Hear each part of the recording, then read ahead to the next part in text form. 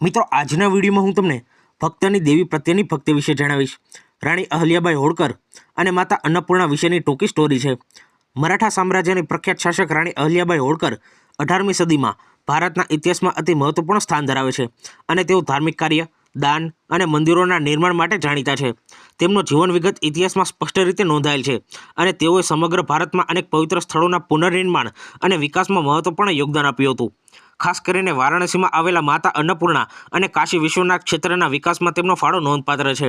ઐતિહાસિક દસ્તાવેજો મુજબ અહલ્યાબાઈએ પોતાના શાસનકાળ દરમિયાન અનેક મંદિરો, ધર્મશાળાઓ અને તીર્થસ્થાનોનું નિર્માણ કરાવ્યું હતું, જેથી ભક્તોને સુવિધા મળી રહે. તેઓ વ્યક્તિગત રીતે પણ અત્યંત ધાર્મિક અને સાત્વિક જીવન જીવતા હતા અને માતા અન્નપૂર્ણા સહિત અનેક દેવીઓની ભક્તિ કરતા હતા. તેમના શાસનમાં ગરીબો માટે અન્નક્ષેત્રો અને દાન વ્યવસ્થા પણ સ્થાપિત કરવામાં આવી હતી, જે દેવી અન્નપૂર્ણાના અન્નદાનના સિદ્ધાંત સાથે જોડાયેલી માનવામાં આવે છે. આ સમગ્ર કાર્ય માટે ઐતિહાસિક પુરાવા, શિલાલેખો અને લખાણો ઉપલબ્ધ છે, જે તેમના ધાર્મિક અને સામાજિક યોગદાનને સાબિત કરે છે. અહીં કોઈ ચમત્કારિક ઘટના નથી, પરંતુ એક ભક્ત શાસક તરીકે અહલ્યાબાઈએ દેવી પ્રત્યેની પોતાની શ્રદ્ધાને વાસ્તવિક કાર્યોમાં રૂપાંતરિત કરી હતી અને સમાજ માટે સ્થાયી યોગદાન આપ્યું હતું. આ ઘટનામાંથી મુખ્ય સંદેશ એ મળે છે કે સાચી ભક્તિ માત્ર ચમત્કારની અપેક્ષા રાખતી નથી, પરંતુ સમાજ સેવા, દાન અને ધાર્મિક કાર્ય દ્વારા વ્યક્ત થાય છે. અને આ જ કારણ છે કે અહલ્યાબાઈ હોળકરનું નામ આજે પણ ભક્તિ અને સેવા માટે આદર સાથે લેવામાં આવે છે.